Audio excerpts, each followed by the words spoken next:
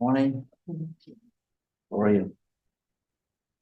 All right, so today we'll talk about symmetric root locus, which is new way of finding optimal controllers. And as I mentioned previous time, we learned about Riccati equations, we learned about formula for finding optimal controller, which is minimizing particular integral, which we defined as cost function J. And for that particular cost function for SISO systems, you can write that integral as y squared plus rho u squared, which is a simplistic form for Q equals to C transpose C. Root locus could be expanded to any kind of Q, but we will talk only about that specific simpler case because by hand it's easier to manipulate that type of functions. And SISO functions are obviously, SISO systems are easier to deal with compared to MIMO systems. We have multiple inputs and multiple outputs. So the overall idea is that computation of the Riccati equation is kind of difficult. So you have huge algebraic system of equations, and systems are not even linear, they are quadratic equations. So you have system of quadratic equations, and if your system is of high order, it's kind of difficult to solve, right? So it's not trivial thing to solve that type of Riccati equations. All computers do that completely fine. You have algorithms to find this matrices S. It's not real problem for computers, right? But you have alternative way of looking at the thing. And similarly to theory of root locus in classical controls, we will have root locus for that optimal controls. This is the overall idea where we are going with that. So why is it useful to use root locus for anything in general? So if you remember in Controls 1 course, you have regular plant, which you need to control, and you are asking, what if my controller is just constant gain, right? So I'll put serial controller, which is some constant gain, some number, which I multiply the input by number, positive or negative. Can I control with that number, with that gain? Can I control closed loop system in such a way that my roots will be wherever I want them to be?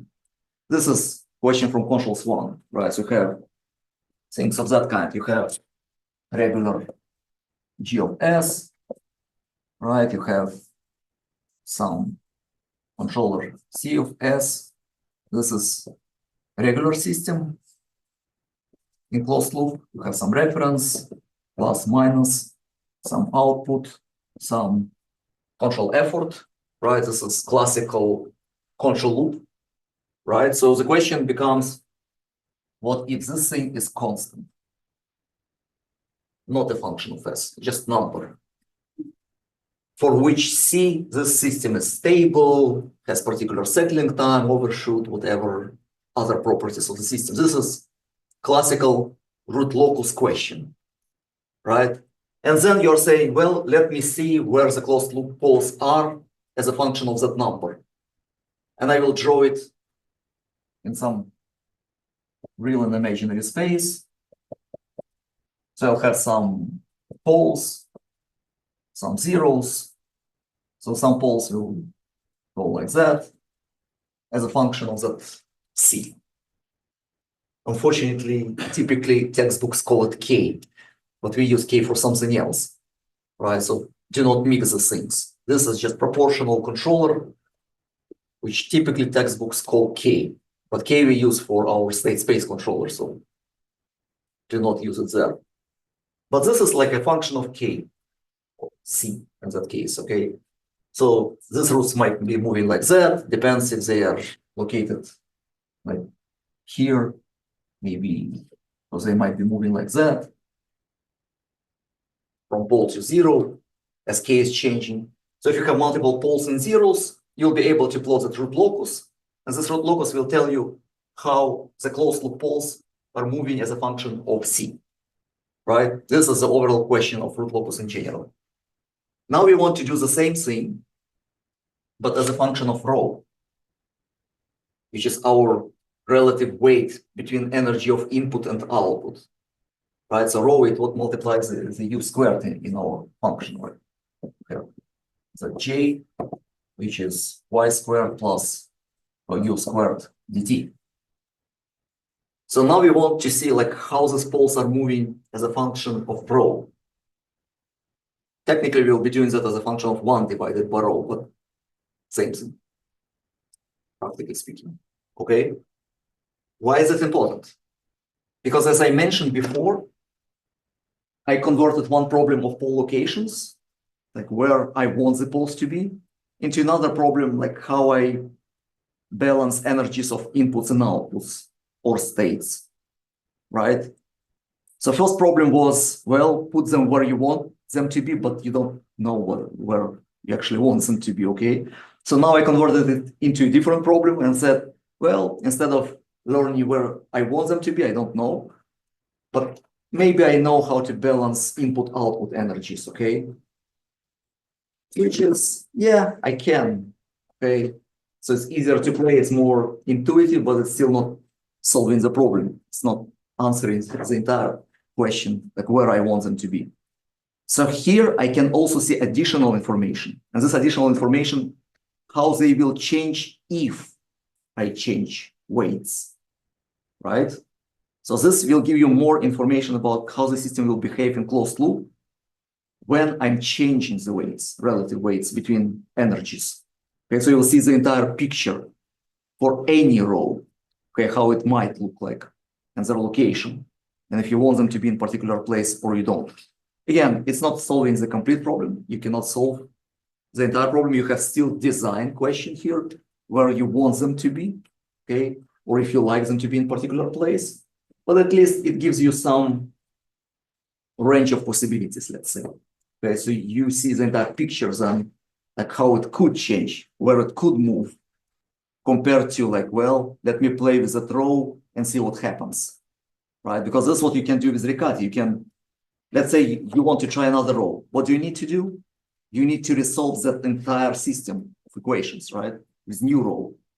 So if you're changing that single number, entire Riccati equation needs to be solved from scratch. More than that, it becomes even more complex if you want optimality solution in time, because you need to pay attention that everything I talked about before, it's optimal in kind of steady state, which means when t goes to infinity, after all of the transient responses and after all of the other things. But let's say you want your controller to be optimal for transient response as well, from initial conditions, from all of the transients, okay, initial changes in the input. So you want it to be persistently optimal at every single point of time, not at infinite horizon. By the way, it's called infinite horizon solution. The Riccati equations that we talked about, it's called infinite horizon solution. But if you want finite horizon solution, which means it's optimal at every single time point, you need to solve differential Riccati equation, which would be practically the same equation that we saw before, equals minus s dot, which is derivative of s equals to that Riccati equation, which obviously even more difficult to solve. Definitely we will not use it by hand. And more than that, to solve the differential Riccati equation, you need finite conditions, which is finite state. Only then you can solve the Riccati equation. So solve it backwards in time. So to find optimal solution for that Riccati equation, you're not starting with x0, you're starting with x infinity. This is your conditions that you need to solve that type of equation. So you're solving it backwards.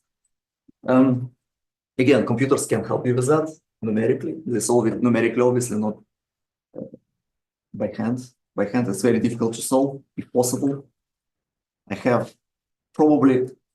I saw only 2 examples that were possible to solve by hand of that kind, and they were practically of first order and 1 example of second order, where you actually can solve differential equation by hand, but too complicated, okay? We are not going there. But you need to remember that that solution could be extended to other things. So it could be optimal for every moment in time, and it could be expanded to BMO systems. It could be expanded to anything, okay? So there are more expansions that we are not getting into. I'm just showing you the basics.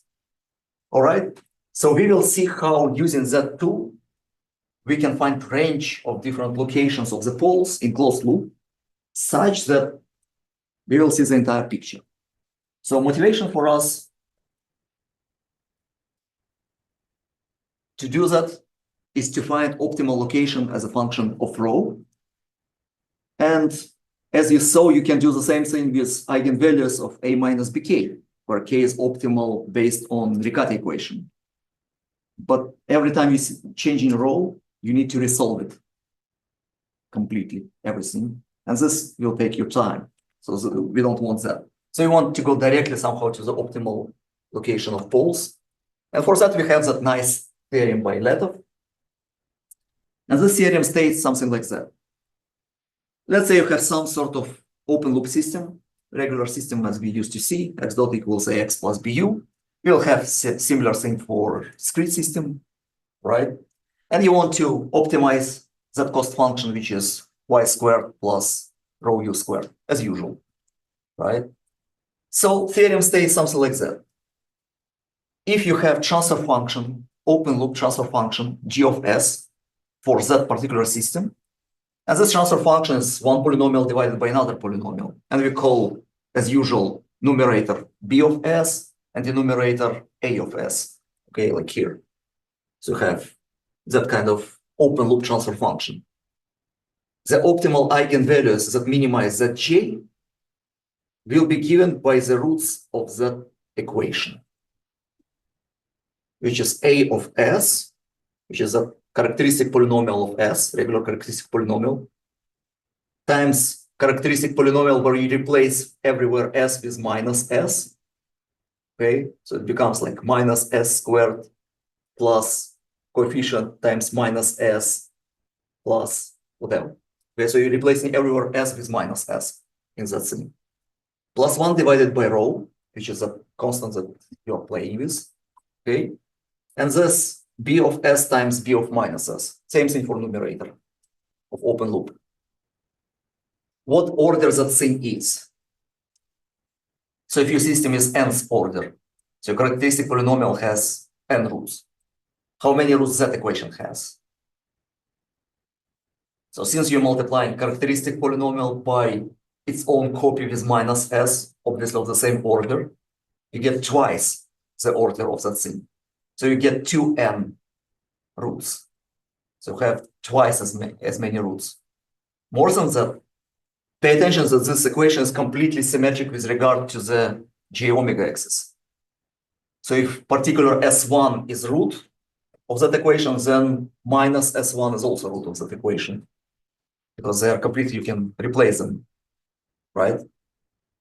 Minus and plus will be always reflected with regard to the j omega axis. So you'll have mirror image right and left for all of your poles of that equation, all of the roots of that equation. Okay, is it clear? Why is that?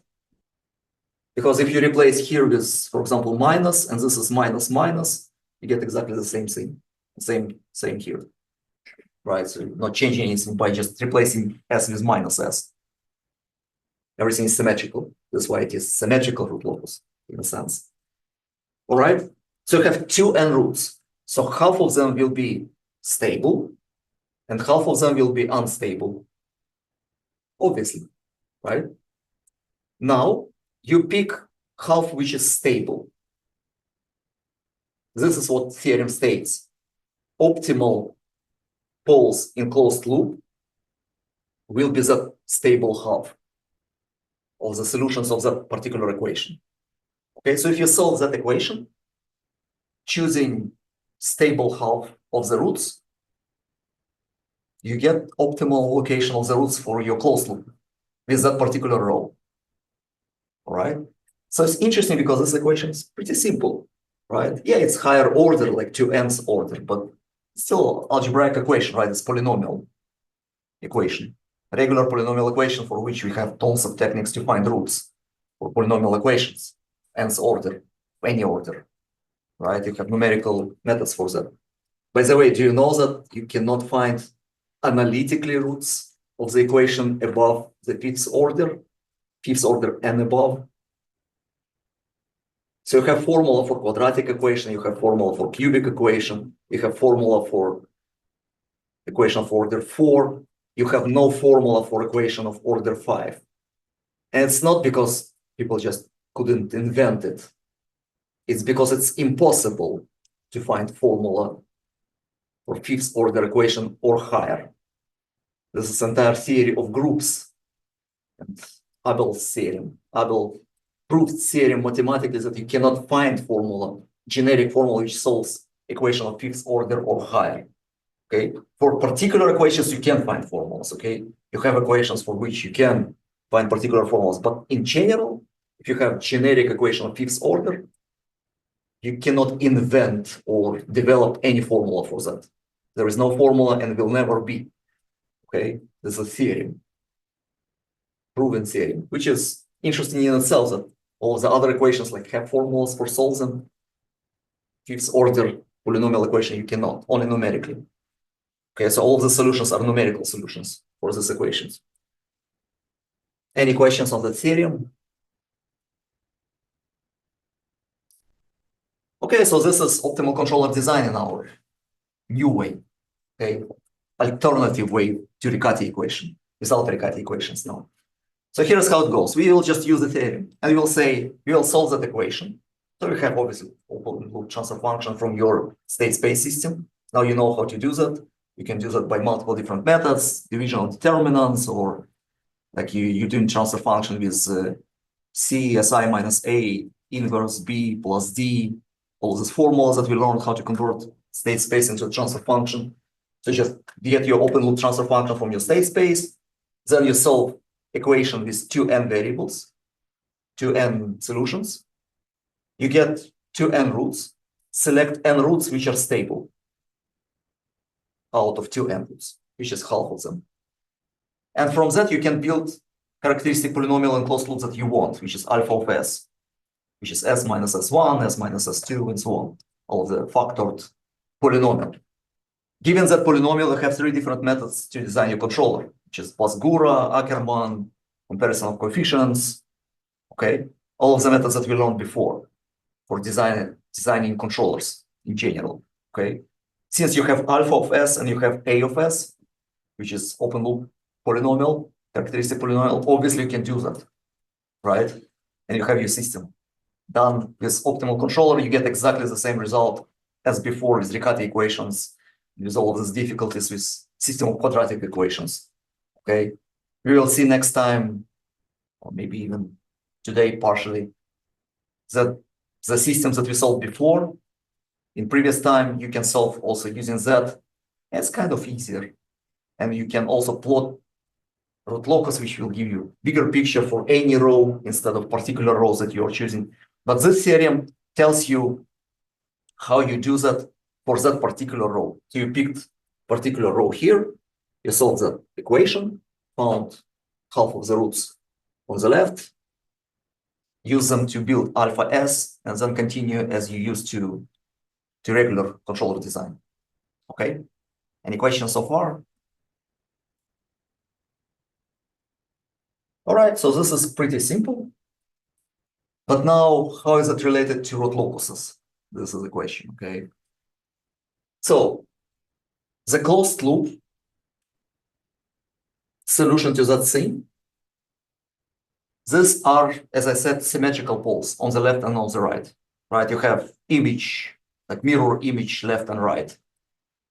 What happens is that we build alpha of s based on these poles, which means that poles on the left will be alpha of s poles, which is desired polynomial in closed loop, and poles on the right will be alpha of minus s. So it's the same thing for negative s, right? So essentially that zero in the entire thing is alpha of s times alpha of minus s. This is what it is, okay? So this polynomial is desired polynomial times desired polynomial where you replace s with minus s, okay? But you can recombine that kind of thing and put it in that way, okay? So that you can practically divide both sides by b of s, by a of s and a of minus s, right? Is it clear what I'm doing here? So I'm taking that equation, okay, and dividing both sides by a of s and a of minus s. So here you have 1, plus 1 divided by rho, b of s, b of minus s divided by a of s, a of minus s. This is just algebra. Okay. Now I can put that kind of equation, right?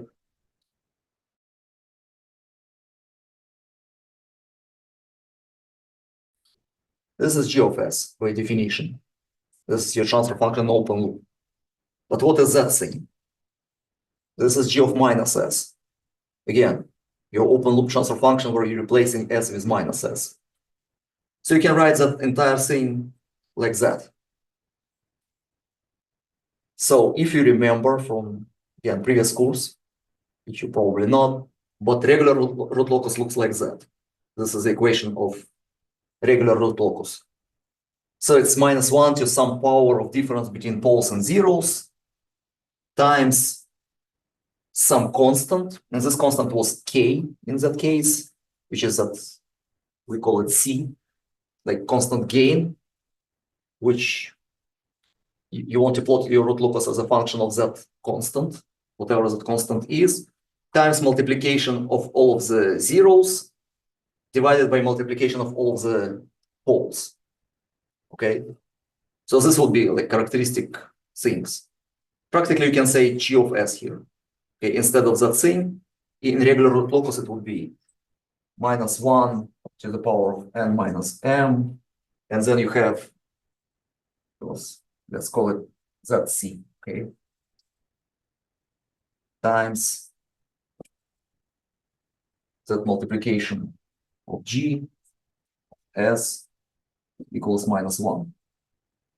This is how regular equation of root locus looks like.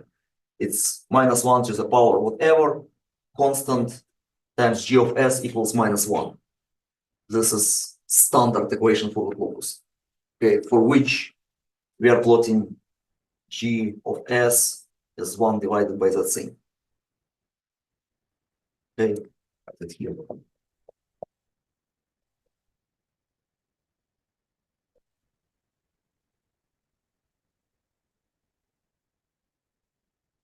But here, instead of g, we have g of s times g of minus s. Instead of k or c, we have 1 divided by rho, right? And instead of minus 1 to the power whatever, we can put, like, what is minus 1 to the power of n minus m? What could that be? It could be 1 when n minus m is even number, or it could be minus 1. So it's like plus minus, it's practically sign of the equation, okay? And if you remember also from the course controls 1, you have positive root locus and you have negative root locus for positive gains and for negative gains. And depends if it is positive or negative, it can run on different places on the real axis. The roots might run on in different segments. Something like that. Sounds kind of familiar. We will get to that in a second. We will practice a little bit root locuses because you will need some practice for that. So the overall idea is that this looks exactly like root locus, but for the function g of s times g of minus s up to a sign, right? So sign could be positive or negative, but we will decide which sign we want, in particular for that case of symmetrical root locus. Okay, we will talk about sign a little bit later. We will understand why we want particular sign for that thing, not based on that thing. But formula looks very similar, right? So you can move that 1 to that side, it will be minus 1. And on that side, you have 1 divided by rho and that new function g. All right, so this looks like root locus. And it is also symmetrical because everything is symmetrical here. G and of s and g of minus s will give you exactly the same poles and zeros on both sides, right? So no matter how root locus looks like, the right side will be mirror image of the left side, no matter what, because of symmetricity, right? With regarding the g omega axis. So everything will be symmetrical. Any questions? So how do we plot that symmetrical root locus? How do we see that entire picture? First of all, we plot it as a function of 1 divided by rho because of that, right? So you have Instead of constant, you have 1 divided by rho. So pay attention when rho goes to infinity. This is where your root locus will start. Okay, so it will start and it makes sense. Let's see why it makes sense. That starts when rho goes to infinity, where any root locus starts. Like what is the initial position? Like where that curve starts when you start your root locus, any root locus. Which is, practically speaking, this one equals to 0. So this one equals to 0. So where is location of poles when C equals to 0? Open loop. So start wherever the open loop is. Okay, so your initial point where C equals to 0 is like your open loop poles is like no loop, practically speaking. It's open loop. Okay, so starting with open loop zeros. Why it makes sense when rho goes to infinity? So you get practically same open loop poles. Hopefully they are stable. But you start with this poles. Look what happens here when rho goes to infinity. What does it mean? The penalty on the energy of input is infinite, which means you don't want any input at all. So this input should be 0 all the time. Okay, no effort. Okay, you don't want to spend any effort. So if you drop your system and say, I do not want to invest any effort in the system, you just leave the poles where they are. Don't touch them. Don't move them. Okay, keep them as they are, open loop, if the system is stable. So you will invest minimal energy in that case by just not touching the system. Keep it open loop as is. Let it converge by itself. Do not invest any energy in the system, right? So this makes sense that for rho equals to infinity or goes to infinity, approaches infinity, you will have optimal solution, which is just keep your open loop poles if they are stable. More interesting case, what if they are unstable?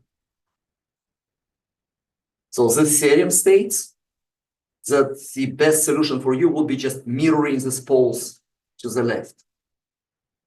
They would jump exactly into that same location, but mirror image on the left side. And this will be minimal investment of energy. You still will need, obviously, to move them. So you will need to invest some U energy. But this will be the minimal possible energy for you to invest, to move them exactly, kind of to flip them to the left side from the right side, which is interesting property in itself. This is optimal solution, right? And this is what Letov theorem states, which is not very easy to prove, frankly. So the idea is that for rho goes to infinity, you keep open loop, and this is where you start. So your root locus will be a function of 1 divided by rho, not of rho, essentially, right? Okay, so you put in pole 0 map of your system in open loop. Then you're mirroring all of the poles left and right, that they will be completely symmetrical, poles from left and from right. So if you have, for example, zeros here, you're mapping it here. If you have poles here, you're mapping it here. You have open loop poles here, you're mirroring them backwards there. Okay, so both sides need to be exactly the same. Okay, mirror image of each other. All right, and obviously you get twice as many poles, twice as many zeros, right? Always for symmetrical root locus. So mirroring all of them with respect to the imaginary axis j omega, and then you just plot in regular root locus. If you know how to plot regular root locus for these poles and zeros, because that's all you need to know about poles and zeros. Now, again, you have two types of root locuses, for positive gain and for negative gain. For some of the gains, the poles will go that way. For some other, it will go that way. Okay, in the opposite directions as a function of 1 divided by rho. So how do you know which one to choose? You can use that m minus n minus 1 to the power whatever. This is not recommended, let's say, okay? You have one very simple rule for symmetrical root locuses. This rule is that this root locus cannot cross j omega axis, ever, except for the initial location of the poles, which is open loop. Like open loop poles obviously can be on j omega axis. But for any other optimal location, you cannot have root locus crossing the axis. Why is that? Why you can't have symmetrical root locus crossing the j omega axis? Then they can't have the mirror. Let me check. If it crosses the axis, then how can you create a mirror of this one? So Mirror on the axis. Mirror will be the same place, double. yeah, Like if you have, for example, if you have pole here, cross. right, and here, Yeah. the mirror image of that thing will be like that. Yeah, I mean, like, it can't cross and go on the other side. It can, at the max, it can go till only the axis. It can't cross the axis as well. So why it cannot do something like that? For example, you have two poles coming here together, then they split and they go like that.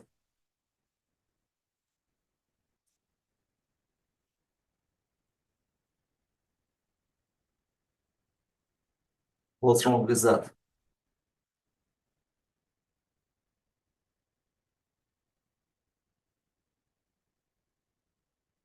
I mean, this is not the right root locus. You don't want that. Why is that?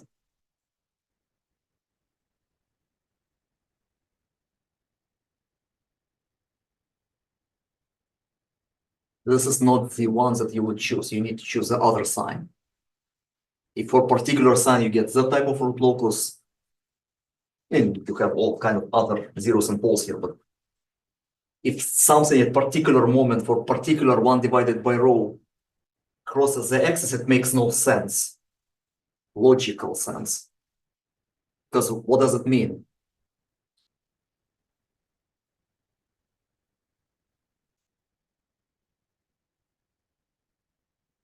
So what if rho gets a little bit smaller? What happens?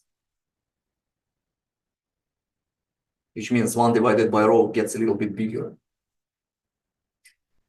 Remember, rho is positive, so it's always positive. So rho gets a little bit smaller. Then what? That gets here. The poles get here. What's wrong with these poles?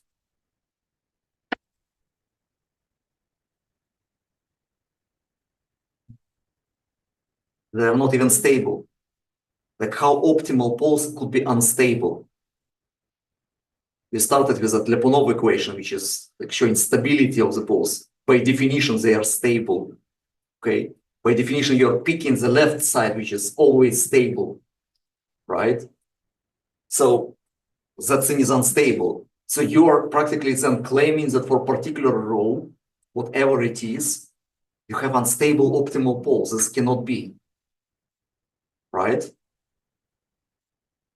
So poles need always to stay here for the entire branch or multiple branches of your symmetrical root locus. So you'll have one kind of root locus on that side, mirror image here, and this part will never go there, ever. You will never cross the boundary because it always, for any rho, it needs to stay stable. Okay, so this is a very simple rule to remember because it makes sense. Your closed loop poles will be always stable because they are optimal. Not optimal could be, but you can get closed loop system which is unstable, obviously. But we started the proof, if you remember, with Lyapunov equation, which is exactly the property of stability. So we imposed stability on optimal poles. And if this solution is equivalent to the Riccati equation, then it must be stable by definition, right? So remember that rule. This is easier to remember than like what oddity or how even the difference between poles and zeros given whatever. Any questions?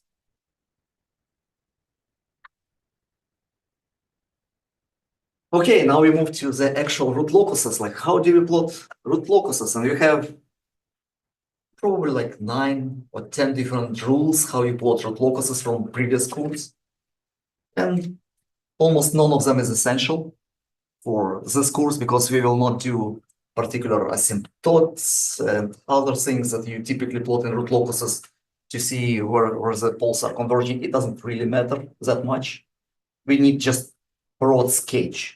Okay, so we need overall shape, how it looks like, because this gives us like overall picture how it might look like.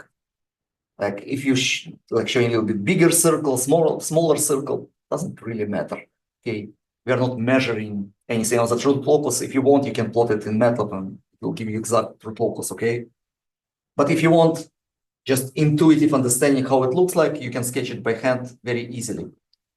The idea is that you can predict how different branches will move, and this is more important to understand than the actual sketch. Okay, again, what we learn here is not because you really need to draw root locuses by hand. You have MATLAB for that or Python or whatever, okay? It's very important to understand the intuition behind it, how it could move, like how branches might develop, because this gives you much better intuition about how systems might behave eventually. And this is just starting point. I'm not saying that you need to memorize any of it. It's just you need a little bit of training on that, okay? To see where these branches could go and what makes sense and what does not make any sense in terms of root locuses. What could happen to different poles and different configurations and what cannot happen to particular poles and particular configurations or zeros. Okay, so we need to remember only a few basic rules out of the laundry list of like how you plot root locuses that you get in textbooks. Rule number one, first of all, you're plotting all of the zeros and poles in the pole zero map, okay? And now zeros are not moving anywhere. They stay wherever they are. Poles are moving and they end up at zeros or infinity, okay? This means that if you have n zeros and n poles, all of the poles will end up at particular zeros eventually, no matter what. This is the only way, okay? If you have more poles than zeros, then the number of poles which is equal to number of zeros will go to zeros and everything else will go to infinity somewhere outside of the real axis or on real axis, but at infinity. So it will end up at infinity. All right. So this is very easy rule to remember, like where they start and when they end. All right. Second rule is that you have those two root locuses. And technically, when you join this real roots, real poles and real zeros on the real axis, you need to identify regions where they will move on the real axis. So this is only for real axis. So you join particular real axis.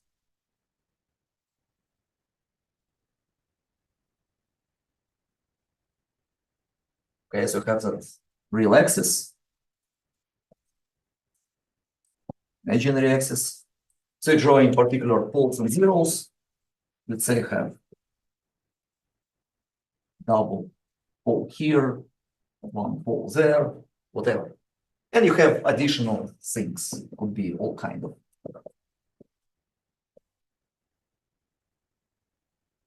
So do not pay attention to the imaginary and complex poles, okay? Ignore all of this. Looking on the real axis.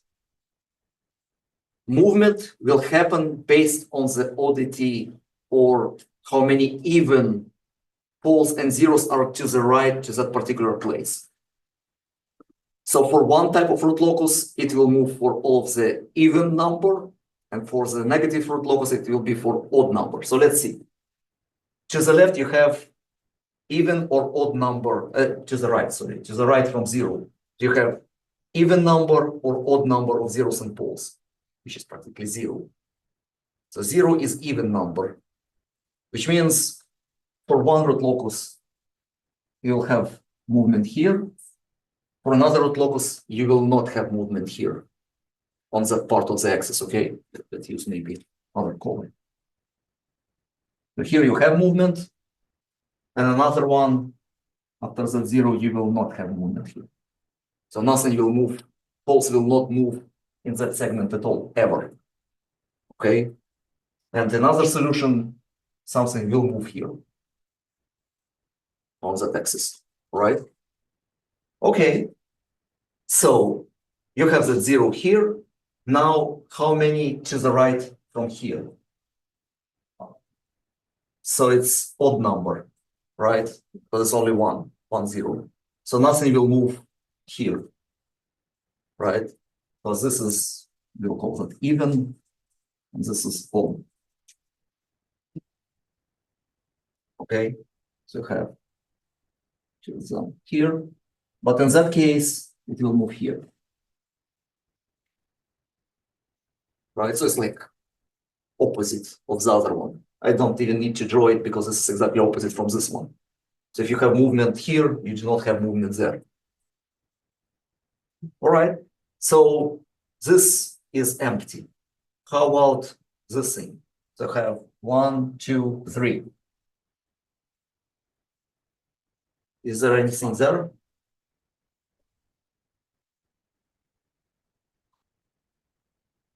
Are poles moving between these two? No, so it's nothing. But you will have it here.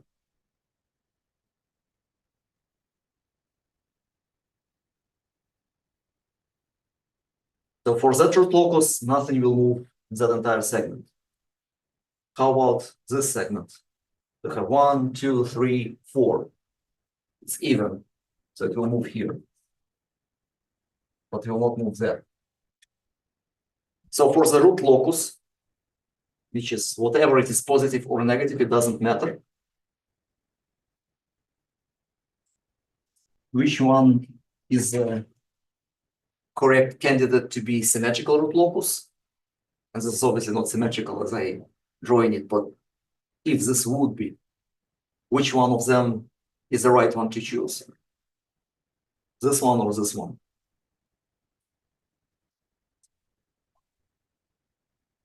Can we choose both? You can choose both. One of them cannot be symmetrical root locus, as we said here. Look at the red text.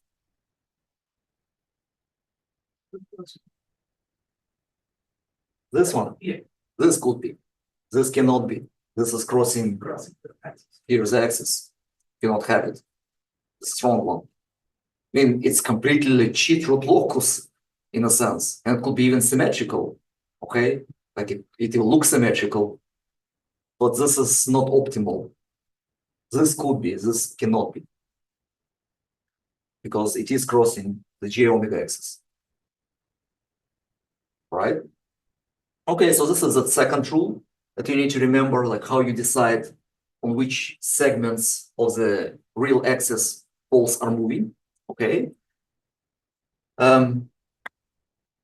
Additional rule, which is very easy to remember because it's true for any systems, that it is symmetrical with regard to the x-axis, which is real axis.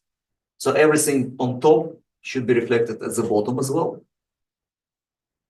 And this also practically means that for symmetrical root locuses, all of the quadrants are reflections of each other. All 4 of them. So this quadrant will be same like this quadrant, like this quadrant, like this quadrant. All of them will be the same. Because for any root locus, you have symmetricity with regard to real axis. But now you have also symmetricity with regard to the mirror here. Okay. So you have mirror reflection here, and you have mirror reflection there as well. This is how symmetrical root locus looks like. Okay, any questions on that? It's like 4 symmetries together, which is interesting things that you can use it for understanding how it looks like without knowing any other rules for root locuses or anything like that. Now, last one that you need to remember is that root locus, when 2 poles meet, they split like that. They go like toward each other somehow, and then they split in very symmetrical manner. Again, all of the trajectories, if you go that way, they will go that way. If they go that way, they both will go that way. If they go just straight, they go straight, both. Because they need to have symmetry. Okay, so they split exactly the same way. So the bottom cannot go, it cannot like split like that.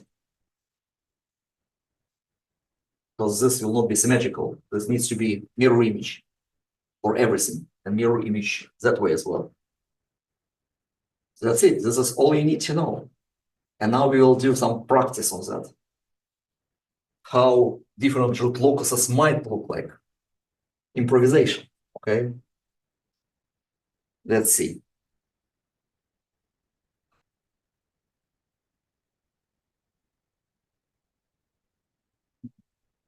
Sports. Okay, let's try it. Do you want to keep? Let's try something simple first.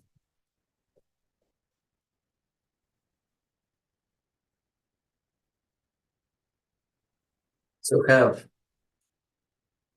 one pole here, one pole there. Symmetrical. So your function is of first order, right? And you have one pole here, so you're mirroring it here. And I don't even know which one was in the original function, doesn't matter. So how would the root locus look like?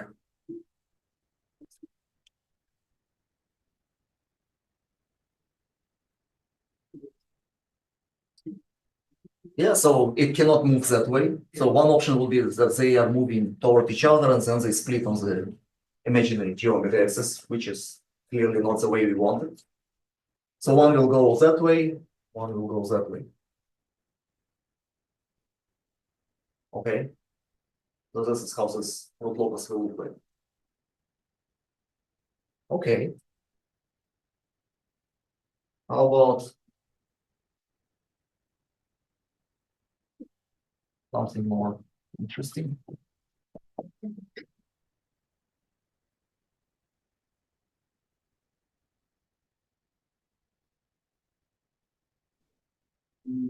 Will go that way.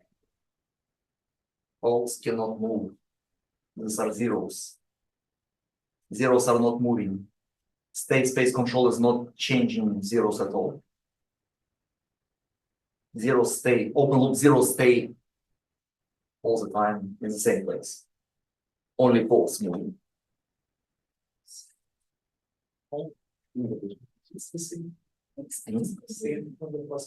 Now you have rule number one. They need to end up at zeros. These are zeros. That way too. They will go that way.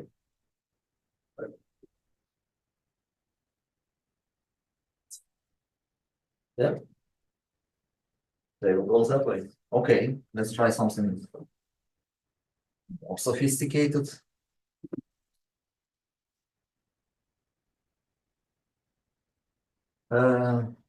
Let's see. Let's say we have poles that have no poles.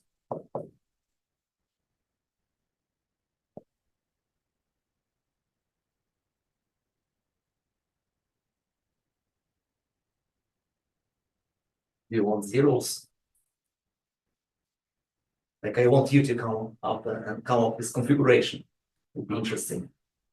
Put a zero in between the X and the two. The Here? pole and the two poles. Go to the left. Between them. Here? Yes. Yes. And then put another zero on the right of. On the Yeah. here? Okay. This is interesting. How would that move? First of all, it needs to move here. It needs to move here. Why is that? Because what is the other way to get to the zeros? To the zeros. So have 1, 2, 3, and 2 zeros. Okay. So the only way is to get from here. Why? Because the other way would be coming from here and from that side. But to get from that side, you need to get somehow to geometry axis. Because of the symmetricity, I mean, it cannot be a little bit on the left or a little bit on the right. So you can have so if this poles would be, let's say, moving like that, somehow, okay?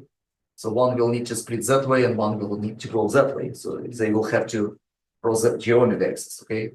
So this cannot be that way. Okay. So movement is here.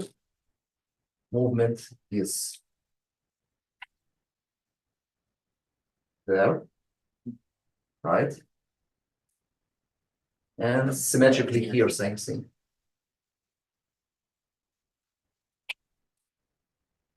So what next? So where's this thing goes? So this thing goes here, because it has nothing, it cannot move here, right? It can move only here or there. And this thing obviously going here. So what happens with the other ones? So they need somehow to get back to this thing, right? They need to get back to this thing, so they need somehow to get back to the real axis. So they will go somehow to real axis symmetrically. And then one will go that way, other will go that way. Same thing here.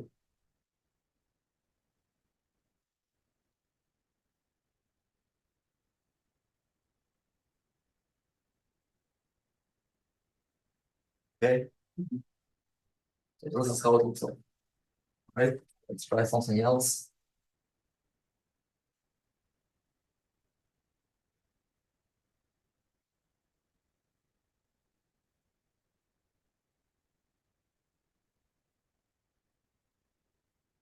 Okay. For once, new configuration. Okay. Yeah.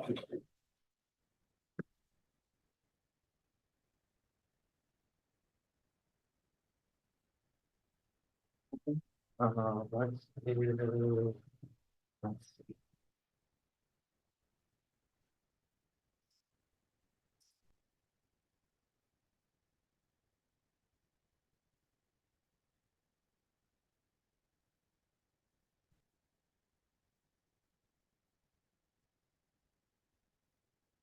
Here. Here.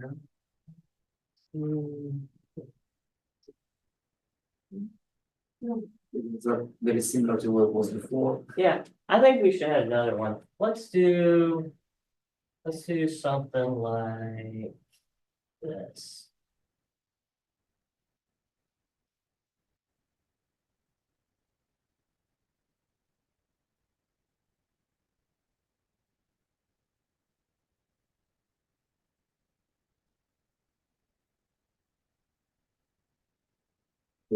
The lower the cell. That seems to be somewhere here.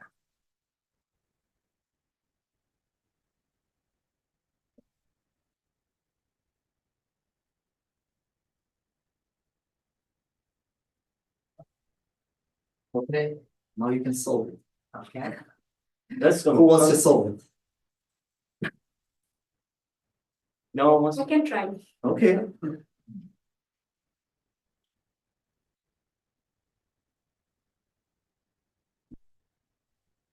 Okay, Kim, try to solve it.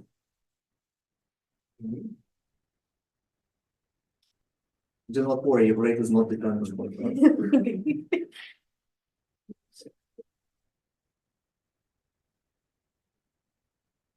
So let's first identify like in which intervals it is moving.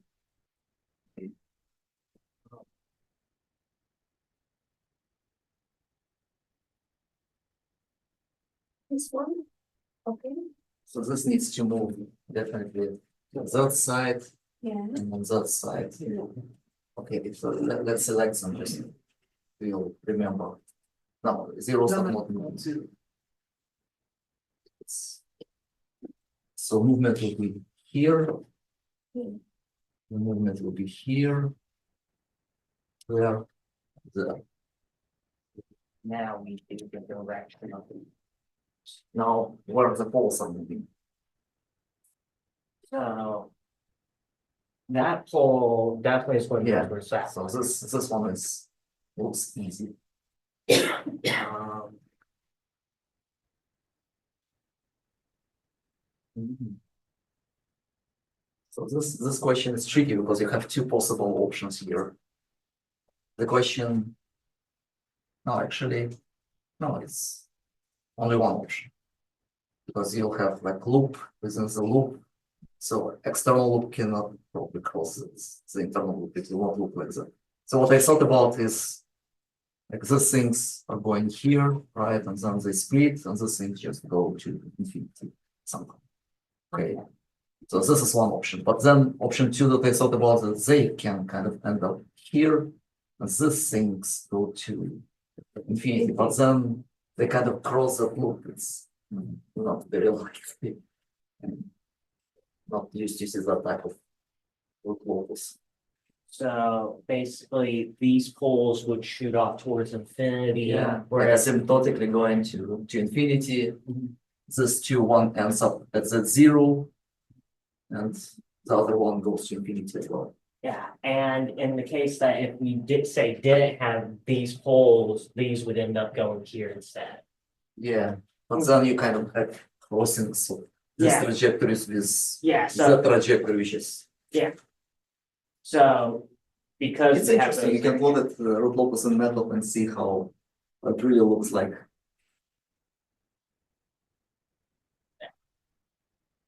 There's MATLAB. Okay. This will be infinity. This will be exactly symmetrical, so they will go. So this are likely to go like that, Yeah. right? One will go here, one will go there, this will go here, this will go there.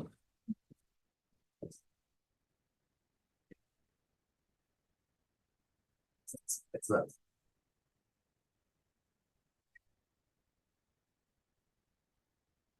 So typically root locuses are kind of resolving it in a sense where you have centroid preserved. So they kind of some of the poles going left, some others need to go to the right to keep the weight balance in a way. Okay, this is not exactly a rule, but you have some rule which is close to it. Okay, where they all look kind of balanced in a sense. Okay, who wants new configuration? It's fun game.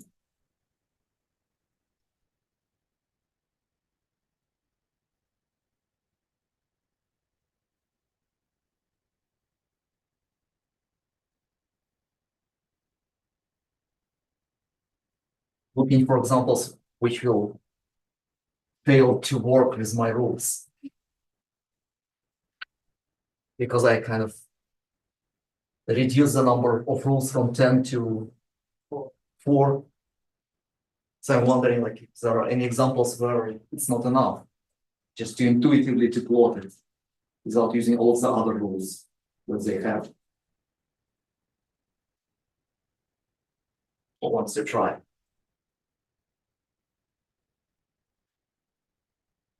I have a question. What's the difference between type 1 and type 2 in the sector rule?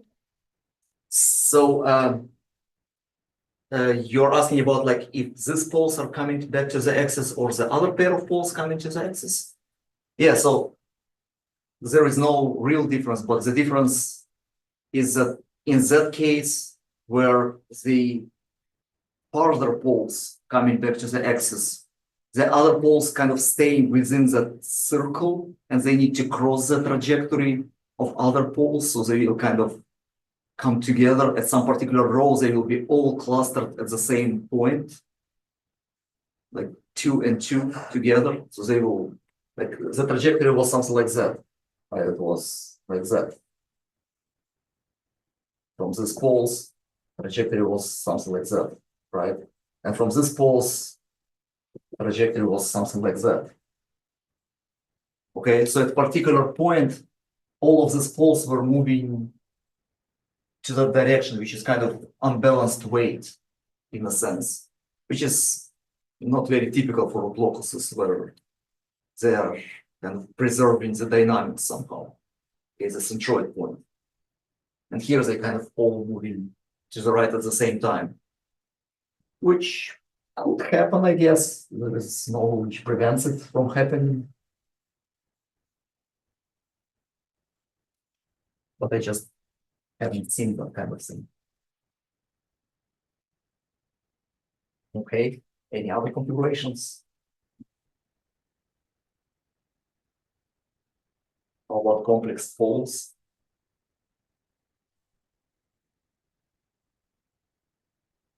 Try the configuration. Who want to volunteer to draw zeros and poles? Oh, yeah. That's somebody else to do that. Okay. Yeah, try it. This is easy. You just draw in X's like it's like tic-tac-toe. This is that easy.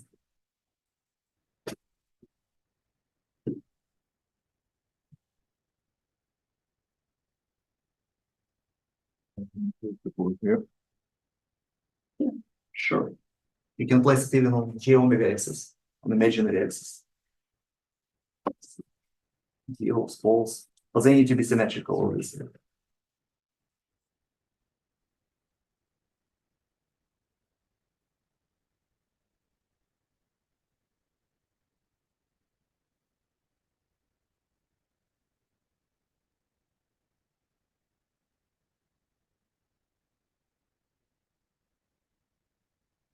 Okay.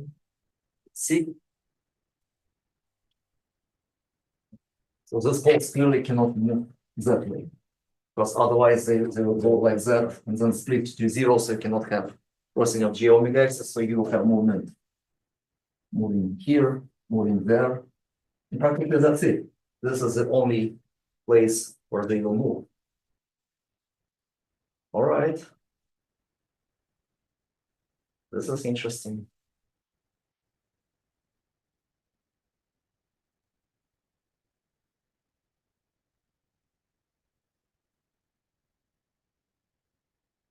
We solve that kind of proposals. So two of them need to end up at zero, so they need to get somehow here. We have to do the same one. That's in. Yeah, but they need to be symmetrical, yes. The only way they can do that is like to go to infinity and then from infinity to come back to that thing.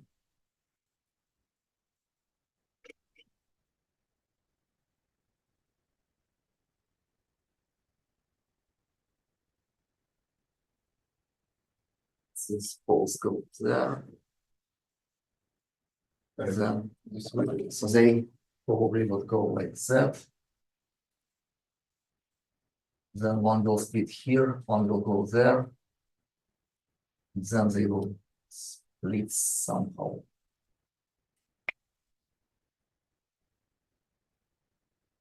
This. Then you have 1, 2, 3 poles. So you have. Oh, of course. So this should be double zero because this is symmetrical poles. Okay. So you have 2 zeros here and 2 zeros there. So this will go that way. And this symmetrically will go that way as well. This is a tricky question. Very interesting. So look. So here, what happens is that these two poles cannot go to infinity. They need to end up at zeros. Okay, so you cannot like go that way. But you cannot move also on that axis here. And you cannot move here anywhere. Okay. But if this x goes directly to that zero, you have no way of coming directly to here. So you have two options here. Well, this is what that means. You know, the options here. You have that's very interesting example actually. Yeah, so you have That x here, 2 x's there, 0. So because of the symmetricity, you need to have 2 zeros here, 2 zeros there, 1 0 here, 1 0 here. So you have one solution which is going that way. This is going that way, just easy solution. And then this just goes that way, this goes that way. Okay, and this is easy solution. But you have alternative solution, which is interesting. So instead of going here,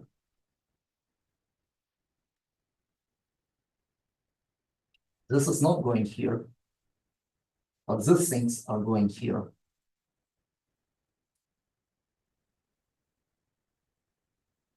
Okay, so one of them will go split here, right, to the left and to the right, and this will move to that direction, so they will meet somewhere And this at is some the- point, and this one needs to split here and there. So it depends how far away they are from each other. They might split that way, or they might go directly that way. So, Depends on their location. so it goes to the closest one? Or, I mean, if they are fast enough to get here before this one is moving very slowly here, right? Like if this distance is big, let's say, like if this is like too far away, farther away. So in that case, most likely that this will go here and this will go here. But if this part is here, right? So it's easier for them to go first here and then to split when this one is moving still on the axis towards them. Okay? And then they will split and go back. Interesting. All right.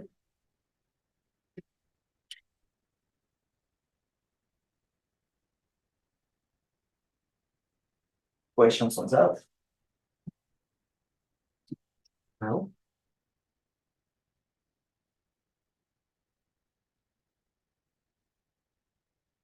So the last thing, share again the screen.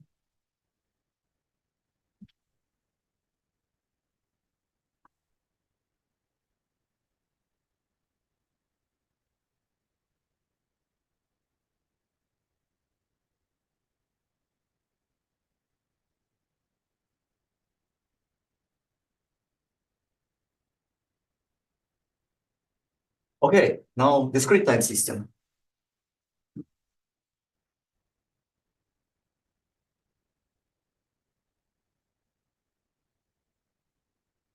Then move this window, what window? Whatever. So discrete time system, you have regular standard system, xk plus 1 equals ax plus bu, y equals c xk. Everything is discrete time. Your theorem, letter theorem will state almost the same thing.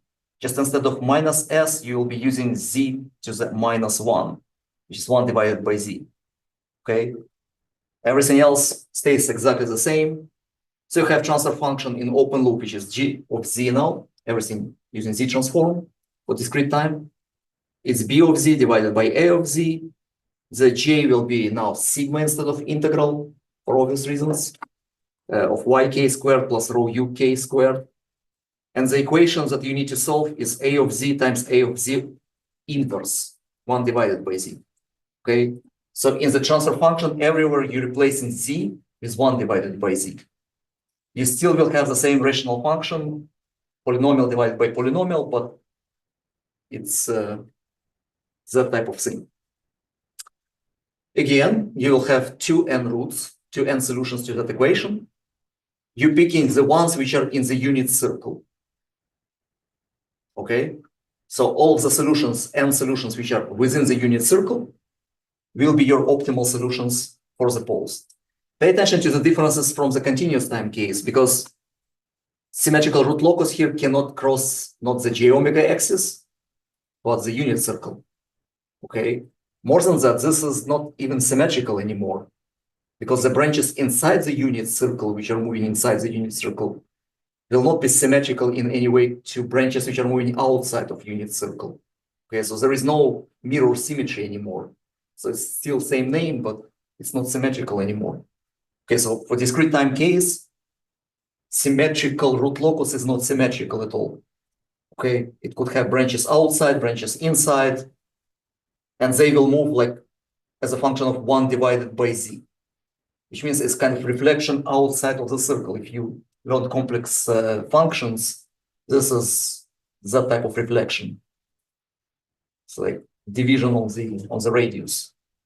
Okay. So now stable is defined differently because this is unit circle instead of left semiplane. You solve that equation, again, finding locations of optimal poles. And pay attention that in state space, design of controllers for discrete case is exactly the same as design of controllers for continuous case. You find in your alpha of Z instead of alpha of S. And using Basgura or Ackermann or comparison of coefficients to find your optimal controller. Same technique. Okay. Any questions? All right. Thank you. That's it for today.